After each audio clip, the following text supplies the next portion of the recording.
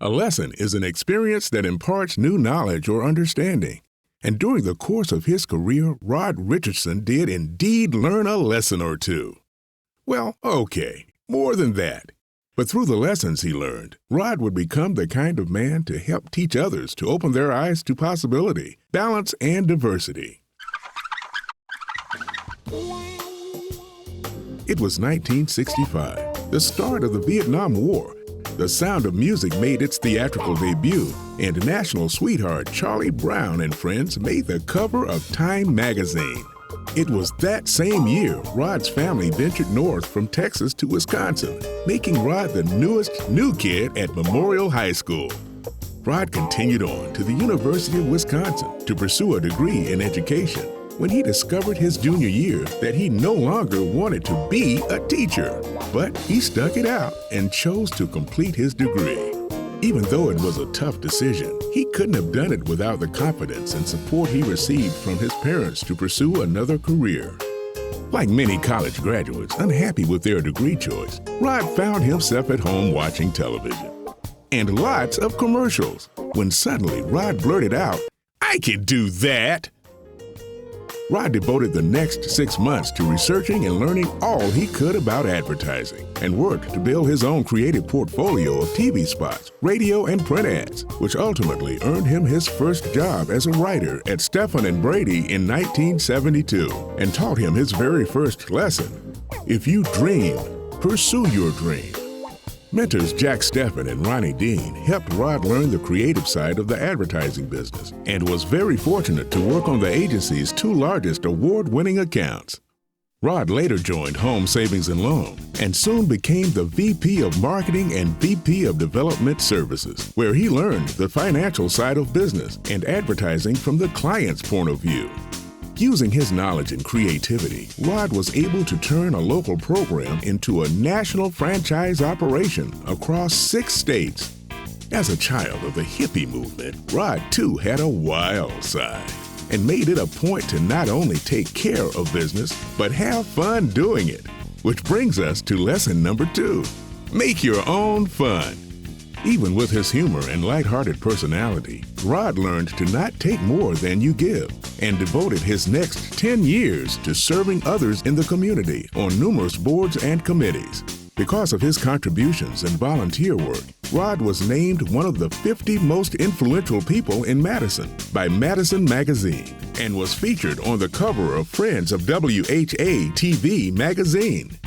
I met Rod in August of 1987. We were at a board meeting, and one of the purposes of the board meeting was to approve me being their new executive secretary. Rod has always been very conscientious about the bottom line for AdFed. And no matter what position he was in, if he was running a committee, he wanted to be a very profitable committee. If he was treasurer, he wanted to make sure that everything was in the right shape. And so I think he always had AdFed very much in mind. Back in 2008, when I was going to retire from AdFed, Rod sent me a note, and in it he indicated that back in 1987, he thought I'd only last 6 months. So it's like, hey Rod, I'm still here. But it can't all be business, and Rod quickly learned that the key to happiness in life was balance. So he lost the afro, got married, and became the proud father of 2 children. Jarrell, now an actor in Los Angeles, and Sabri, a nurse and new mom in Dallas. But even with his new duo of adoring fans, he quickly learned his place in the world. As Rod left his home to appear on the chair of the weekend WHA TV auction, he proudly asked his kids if they were going to watch him on television, to which they replied, "No, we want to watch cartoons." Learning lesson number 4, don't take yourself too seriously. Rod continued his corporate advertising career as the manager of external communications at Wisconsin Power and Light, leading the effort to inspire more creative thinking by injecting diversity into the utilities advertising. After 2 years, the company won the most first-place awards in the International Better Communications Competition and overall was named the best in the mid-size utility category. Rod was very comfortable in giving ideas and suggestions, but even more important, he worked hard at trying to find solutions for improving communications, which it was obvious that the guy knew what he was doing. Rod is the guy that always maintains a professional air about himself. He's also a guy that's very serious about what he does, but at the same time, he puts a little fun spin in with it, and he's just a great guy to be around.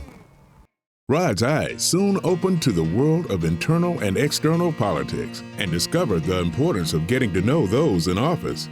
His newfound connections helped Rod start his own business, the Ritcherson Companies, an uncommon communications company. Today, Rod works with a variety of nationwide clients, from arranging briefings at the White House to coordinating political events, writing speeches for CEOs, program advertising, and counseling clients. Rod is even viewed by some as an impression strategist. Rod's personality is he's a diplomat, very professional, very meticulous about the work that he does, and also tries to get things done as quickly as possible, so there are no delays, which I like. I never get any complaints from anyone in terms of when he's working with other people, and we work with people at very high levels, mayors, county executives, governors. We've been to the White House several times, and never have I gotten any feedback from anyone that says, you know, I've had a problem with Rod, but rather always positive things. Rod's personality is always upbeat, always friendly, always enthusiastic about life, and just always optimistic about what the next day is going to bring. It's a new day, it's a new beginning, make it a great day. You know, there's always just something that you can look forward to. So that never give up, go-getter attitude I love. It's something that most professionals, unfortunately, sometimes lack. You know, it's so easy to look at the negative things that the day can bring, if it's cold outside or snowing, but Rod just has that upbeat, just that confident personality that I think a lot of us could learn from. Congratulations, Rod, for being the 2015 Silver Medal Award winner and for a job well done.